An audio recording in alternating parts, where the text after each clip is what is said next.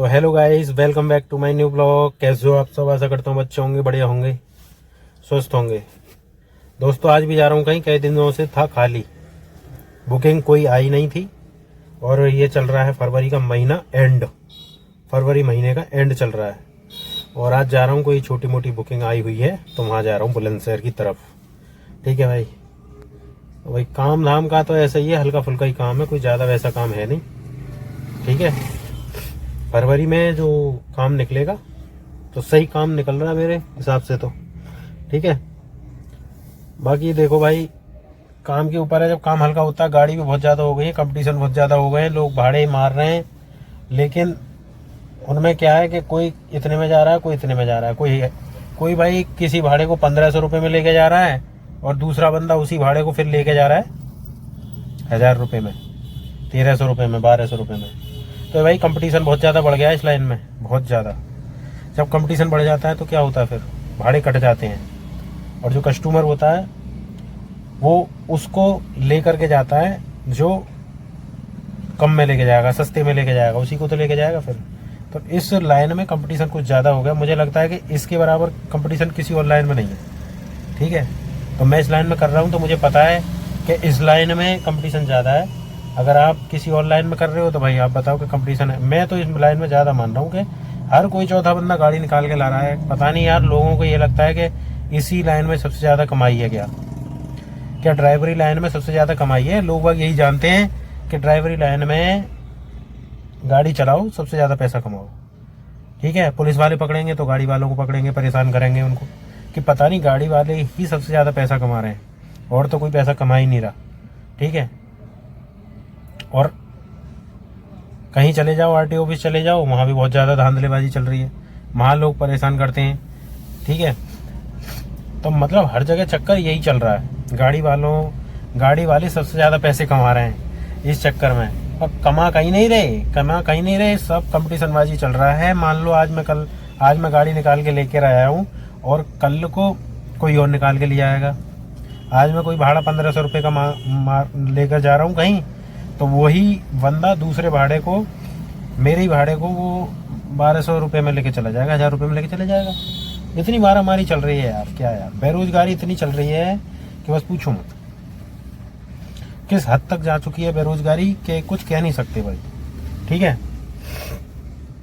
तो मैं खड़ा हूँ पेट्रोल पंप पर, ये देखो तेल डलाने आया था गाड़ी में।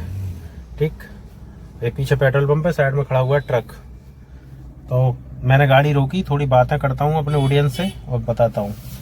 ठीक है, बाकी भाइयों चल रही है जैसी भी चल रही है सबकी। मैं तो कह रहा हूँ रोजी रोटी देखो सबकी चलनी चाहिए। ठीक है, किसी की रोजी रोटी रुकनी नहीं चाहिए, सबकी रोजी रोटी चलते रहनी चाहिए, बढ़िया।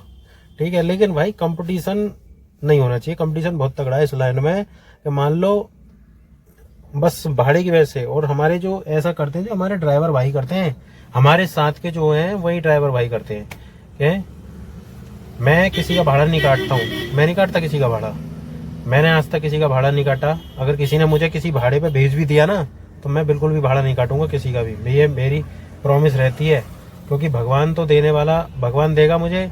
ठीक है, मैं भगवान के ऊपर भरोसा करने वाला आदमी हूँ। मैं ये नहीं है कि भाई किसी और ने मुझे भाड़े पे भेज दिया और मैं फिर नंबर दिया आया वहाँ पे, नंबर कटवा दिए मैंने उसके नंबर कटवा दिए, फिर मुझे ही बुलाना। ठीक है, कुछ कस्टमर ऐसे होते हैं कि आदत, मान लो आपकी आदत उन्हें अच्छी लगी, ठीक है, तो वो आपको ही बुलाएंगे, उसे नहीं बुलाएंगे, चाहे कितने भी नंबर बांट लो आप। ठीक है, तो ये भी है। तो भाई अब कुछ लोग की बता रहा हूँ, कुछ लोग ऐसा करते हैं, सबकी नहीं कह रहा मैं, कुछ ड्राइवर भाई जो होते हैं हमारे संग के, कुछ लोग ऐसा करते हैं कि भाई उनको मान लो भेज दिया तो वो क्या करेंगे, वह गाड़ी नंबर दिखाएंगे अपना, भाई कोई संपर्क करना हो तो हमसे संपर्क कर लेना। ठीक है, तो ऐसे करके बुकिंग कट जाती है। और फिर जब कस्टमर आज के बहुत चालाक हो गए हैं, आपको पता ही है, बहुत चालाक हो गए। कस्टमर क्या करता है, कस्टमर कॉल मिलाता है, कस्टमर बोलेगा भैया फलानी जगह जाना है और बताओ क्या पैसे लोगे। पहले मेरे पास कॉल करेगा, मेरे से रेट पूछेगा कि भाई फलानी जगह जाना है और इस जगह के क्या पैसे हो गए। मैं बताऊंगा कुछ और, मैंने टोल समेत और विदाउट टोल के इतने पैसे बताऊंगा। फिर वो करेगा जिसने नंबर दिया उसके पास, वो तो दो तीन जितने नंबर होंगे उसके पास घुमाता ही रहेगा। ठीक है, फिर वो करेगा मेरे पास, सॉरी उसके पास करेगा, फिर पूछेगा भाई फलानी जगह जाना है, क्या पैसे होने चाहिए। मान लो अगर 100-200 का अंतर उसने बताया तो उसको ही लेके चला जाएगा। कुछ कस्टमर ऐसे भी हैं। तो इस लाइन में बहुत ज़्यादा कंपटीशन बाजी हो गई है, बहुत ज़्यादा। तो भाई जो नई गाड़ी निकालने वाले हैं पहले इस चीज़ को देख लें कि कंपटीशन कहाँ कितना है। ठीक है, जहाँ ज़्यादा कंपटीशन हो वहाँ तो काम करना ही नहीं चाहिए। ठीक है।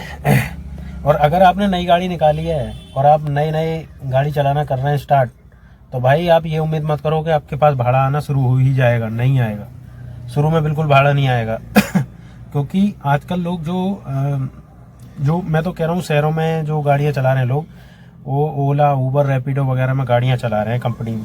ठीक है, वहाँ से बुकिंग मिल जाती है उन्हें, लेकिन पिकअप उनके बहुत ही कम रहते हैं। कभी ज़्यादा का मिल गया विजिट, तो कभी उनका बिल्कुल पास का ही रहता है। ठीक है, तो उनका तो कंपनी के हिसाब से ही है बंधा हुआ, जितना भी है कंपनी ही उन्हें चार्ज करती है और कंपनी रेट तय करती है कि कितने में किसको कितने में ले जाना है। ठीक है, लेकिन आजकल हम वीडियो देख रहे हैं रैपिडो में सबसे ज़्यादा रेट कम कर रखे हैं, रैपिडो में सबसे ज़्यादा रेट कर रखे हैं कम। ठीक है, हमारे भाई जो हैं अमन मेहंदी रत्ता जो है वो इस पर बहुत ज़्यादा वीडियो बना चुके हैं। जो रैपिडो है, रैपिडो के ऊपर बहुत ज़्यादा वीडियो बना चुके हैं अमन भाई।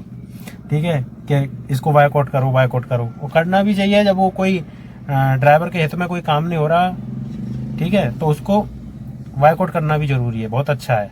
ठीक है, तो मैं तो यही कह रहा हूँ दोस्तों, कहीं जाओ। हाँ सॉरी, मैं ये कह रहा हूँ कि कंपटीशन बहुत ज़्यादा है। अगर आप गाड़ी निकाल रहे हो तो सबसे पहले जानकारी ले लो इस लाइन में। नहीं तो अगर आपने नई गाड़ी निकाली ना, तो 2-3 महीने, 3-4 महीने तो आप ऐसे ही खड़े रहोगे। और EMI कैसे दोगे फिर? नई गाड़ी की EMI निकालनी बड़ी मुश्किल पड़ जाती है, बहुत मुश्किल पड़ जाती है EMI निकालनी नई गाड़ी की।